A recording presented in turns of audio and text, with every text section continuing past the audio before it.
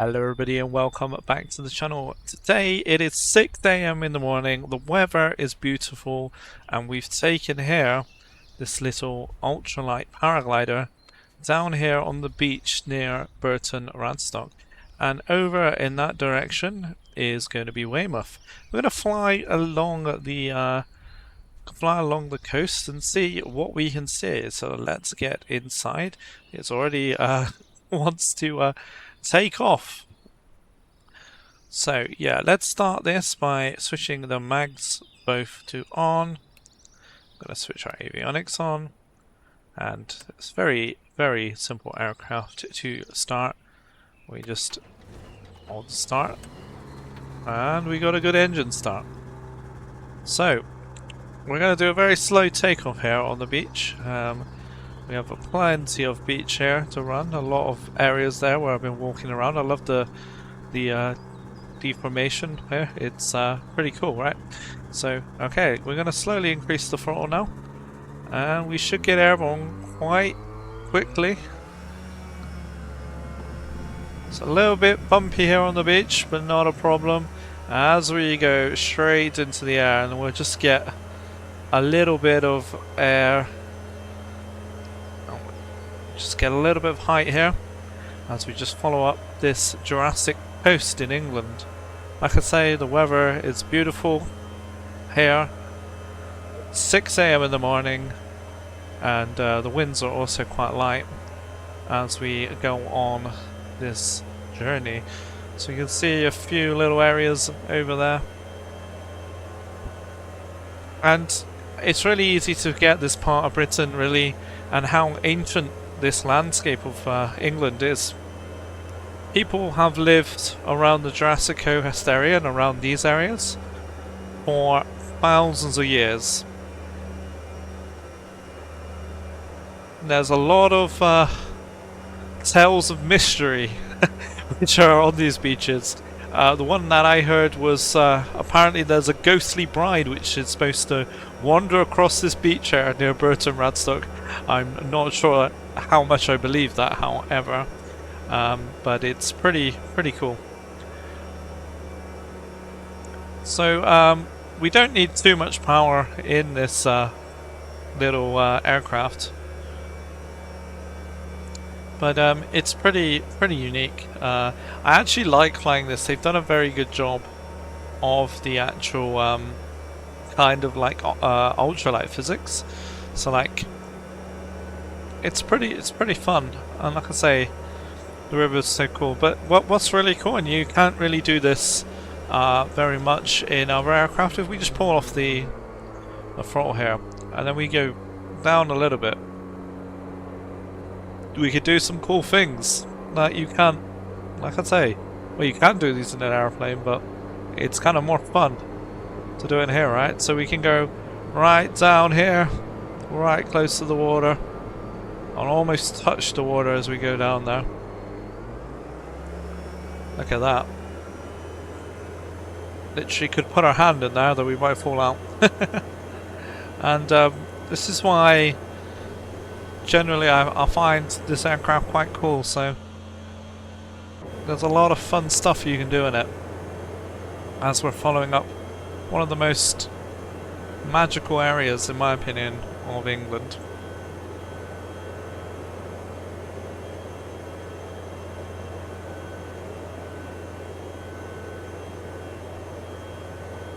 We're kind of continuing here, and we're not so far from Weymouth. This thing's obviously not exactly the quickest thing in the world, but it is, like, from a physics point of view, it's actually very fun to fly here.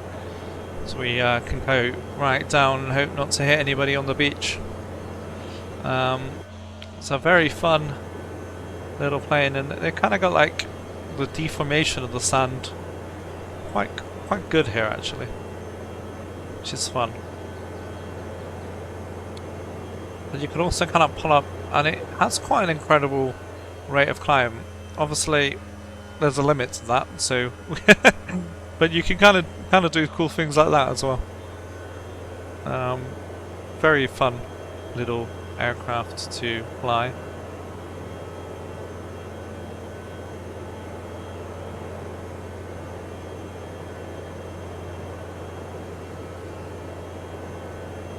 It's the little rocks. These are kind of cool little rocks that they added in 2024. You can actually, a lot of people don't know this, but you can actually sometimes see fish. I think we're going a bit too fast to see fish. But it's a very, very pretty area of the UK. This thing is pretty stable, like, because of the big almost parachute type thing. Yeah, it's got so much lift on it, it's cool. So I'll just go up a little bit higher. You can go into situations where you can like go too slow and then you'll basically like glide back down, so you do have to be a bit conscious of not to go too low speed especially at low altitudes, or you might not get very far. So we are continuing along the road here. So right in the distance over there is the Isle of Portland. It's a little bit like Dorset's own Gibraltar. It's sort of like its own island, kind of segregated a little bit from the land. And it's quite famous for its limestone, of all things. Which has actually, a lot of people don't know, but the limestone from Portland up ahead was used to build St. Paul's Cathedral in London. And it was used to build the UN headquarters. So it's a fun little fact there. It's the UN headquarters is in New York, if you don't know. But yeah, like the limestone, it's quite famous for its limestone. And the breakwater around Portland is actually one of the biggest man-made structures in the world. I'm not sure if they've actually got that in 2024, but yeah, it's kind of cool. And it was built by prisoners of war in the 19th century. It's pretty cool. So there's a this is a very long stretch of beach in the South of England. Like I say, it's part of the Jurrasic coast. You can see the walking path there on the left, which is a very common, if you ever like to walk a very long way, you can kind of follow that kind of path up, which is quite cool. And obviously there's a Royal Naval base actually at Weymouth, where sometimes the US Ospreys land, which is quite cool. Yeah, this path here, you can kind of follow this path up. It's pretty cool kind of area of the country, like I said, and a lot of fields here on the left.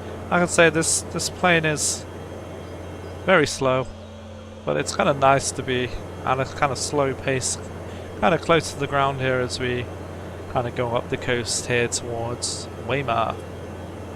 And of course Weymouth is a very, very popular destination for tourism during these kind of spring to summer months. And hopefully we'll get to see Weymouth and Portland a little bit more in detail as we approach it a little bit closer. But yeah.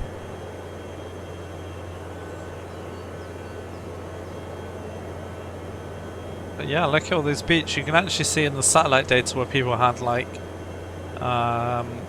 stuff like towels and stuff.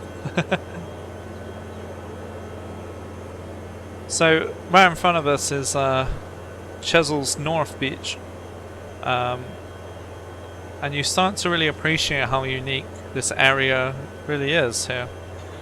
So this is an 18-mile long shingle barrier stretching from West Bay all the way down to the Isle of Portland.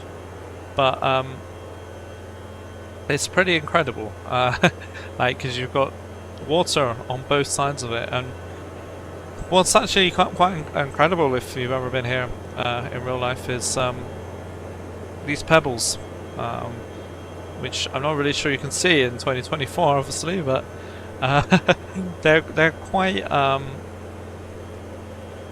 so they get bigger toward the more south you go. So they kind of get more smaller towards this side, so it's kind of cool. Yeah, it's a kind of cool area of the land.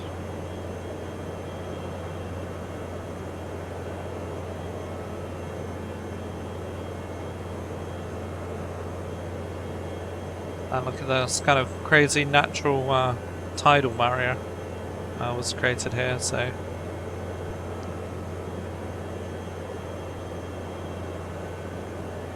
all of this below is actually just shingles, which is effectively the crashing of the waves, and kind of has formed this, I believe.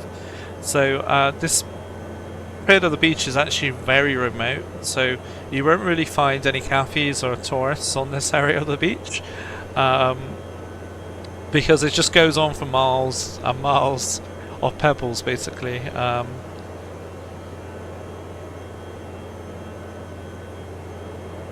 Historically, this area of Chisel Beach was great for smugglers, because obviously it's quite hard to patrol, so locals would watch for lantern signals at night and then help haul in barrels and bells. And there's rumours of even old tunnels and secret hiding places dug into the banks down here, near some of the farms inland, which kind of stretch out and come out onto this beach. So obviously this whole area is part of the Jurrasic Coast World Heritage Site. So everywhere you look, basically right now we're flying over 185 million years of history. So occasionally after heavy storms, stuff like that, people still find ancient fossils which have been washed up on this beach. And to top it off, the Fleet Lagoon area was used for top secret experiments during World War II, including the famous bouncing bomb, which you've hopefully seen in the Dam Busters movie, which is kind of crazy, but you can see why they tested it around this area. But yeah, this was a very top secret program, and not many people knew of it at the time. So yeah, it's pretty cool. Yeah, it's a very impressive part of the country, as we kind of fly up here, and it's a beautiful day here. So quite a nice time to kind of slowly fly up this beach here. And this area is kind of one of my favourite actually in the country, because you get really a sense of how wild and unspoiled it is, apart from that random house structure that the sim has spawned there for some reason. But yeah, you just kind of have the wind, the sea, and sort of like endless line of pebbles here coming into the distance. So it's pretty cool. But yeah, in front of us here is Weymouth. We're actually going to gain some height now.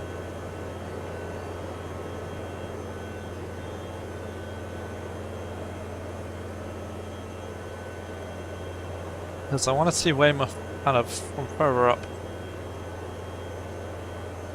So we start to see the narrow curve towards Portland and Weymouth up ahead, and see kind of wide empty stretches of shingles kind of give way up ahead to signs of some kind of form of civilization, which is kind of really cool. So in real life you'd have a lot of little boats kind of going around here. They're not kind of shown here in 2024, but it's kind of cool. But yeah, you can kind of see, so Weymouth there on the left, and it sort of sits at the meeting point between the wild close and the kind of classic seaside area, which is why it's always been a gateway for fishermen, sailors, and tourist holiday makers looking for a bit of sun and sand. So the first thing that I noticed is obviously you got these golden sands, and like I say, it goes into more like pebbly kind of area, which is kind of cool. But yeah, Weymouth itself has had kind of a very varied history, very rich history. Back in the 18th century, it was one of the first places in England to become what we would call a proper resort, and that was thankfully mostly due to King George III, the Mad King as he was known, who visited to take the waters for his health, and his love of the town pretty much is responsible for kick-starting the whole British seaside holiday tradition. So And there is a statue still there, which is overlooks the promenade at Weymouth. So you can kind of see now Weymouth and then Portland directly ahead of us. So it's kind of cool.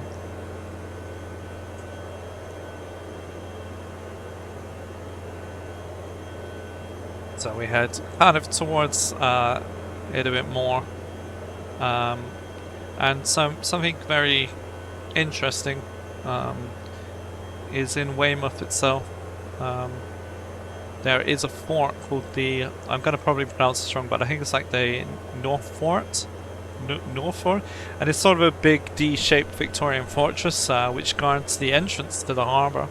Not sure we're going to be able to see this in 2024, but it is pretty cool. And it was basically built to fend off the French invasion, which thankfully never came. And later it helped defend against German aircraft during World War II. But yeah, now a lot of times there's just sort of a lot of fishing boats and pleasure craft, which kind of go there. We've actually got quite incredibly high here, so you know this ultralight, you know, can get up there. It's actually kind of fun to kind of fly it around and have a look. So yeah, it's a very cool. Look at that. It's quite a cool place to fly around, really. But yeah, we can sort of see Weymouth now over on the left side here, kind of spreading out a little bit. And then we have its kind of golden sand beaches and kind of seafront buildings along the actual seafront there.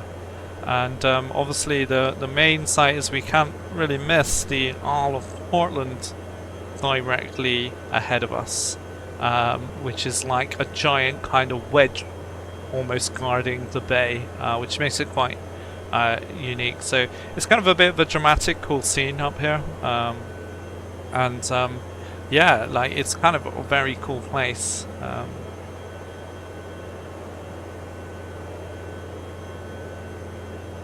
Look at this. It's kind of a tiny little kind of straight line of sand. Is pretty cool, right? So yeah, and of course the waters here are quite legendary.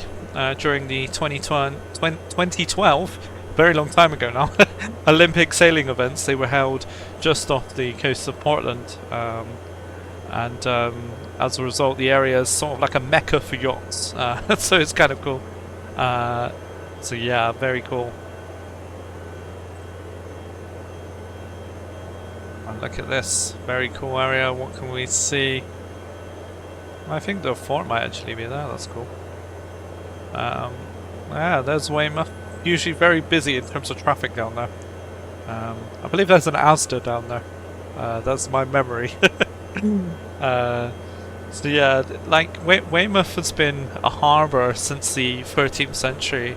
And it was actually originally two separate settlements. So you had Weymouth and then Melcombe Regis, and they joined together in the 1570s.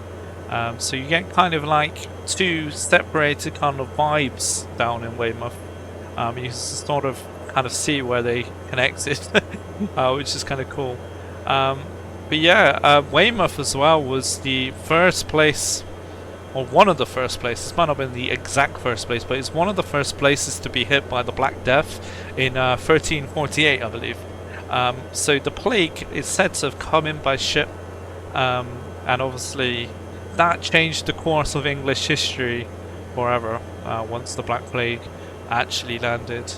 Yeah, the seafront in Weymouth is kind of full with Georgian terraces, and most of that is, like I said earlier, is because King George III fell in love with Weymouth during the late 1800s, and he visited a dozen times because he thought it was good for his health. So he made it kind of a trendy place to go to, which was kind of cool.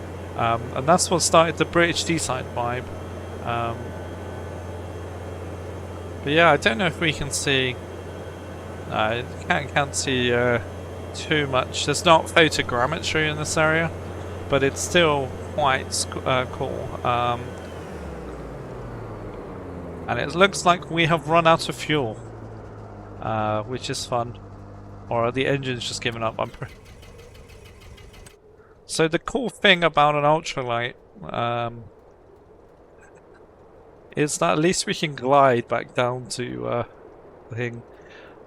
I'd imagine we run out of fuel or something's happened there. I might not have put enough fuel in. This plane doesn't have an awful amount of endurance, but it's still very fun. So yeah, it's a cool little area, and of course we can see the Portland heliport down there, which is quite a cool little area. At least if you're in one of these, right, and the engine does go like it's gone, you can kind of glide down, and we have a very long beach here. So yeah, the Portland heliport down there is, I believe, RNAS Portland, and it's pretty much served as a pivotal Royal Navy air station, and it kind of focuses, I believe, on anti-submarine warfare. The base was closed initially in 1999, and then it was replaced with a heliport. And one of the cool things is, apart from search and rescue, which kind of come out from there, which is cool, it's I believe it has the Westland Sea King helicopters, and I believe it uses the Ospreys as well. But yeah, obviously it's quite a strategic area based on where it is, so that's part of the reason it's there.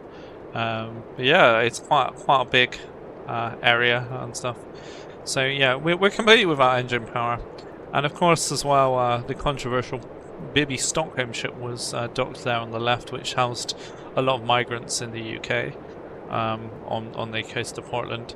But yeah, we can see kind of the heliport down there. We're actually going to turn around and land on the beach because we've completely run out of power, which is which could be a worse aircraft to be in for that, I guess. But yeah, if you ever try and walk up that hill, by the way, it is a hell of a hill to walk up. Driving up it is fine, but walking up it is a crazy thing. So yeah. We can just hear the wind. So because the engine's completely off, we might as well. I can put the battery master on, but it's just kind of spinning. The fact it is spinning is actually giving us some lift, which is kind of cool. But we need to find a flat area to land on, which might be difficult here. I think we'll go for the this side and hope we don't hit into any rocks. So we come down. In real life there would be quite a lot of people here, potentially, depending on the season, so it's going to be a bumpy landing because this is not flat. But yeah, we'll get down. I bet you I have to land in that little hole there. That's typical, isn't it? See if we can get to the left. I think we'll be fine. There we go. Nice easy touchdown as we had a bit of an engine failure, but yeah, we are down and we are just off of Portland. I don't think a Maxi exists in real life, but oh well. But yeah, thanks for watching, everybody. I hope you found this interesting. I kind of find myself enjoying doing these little tiny flights around and exploring areas of the world. So yeah, thanks very much.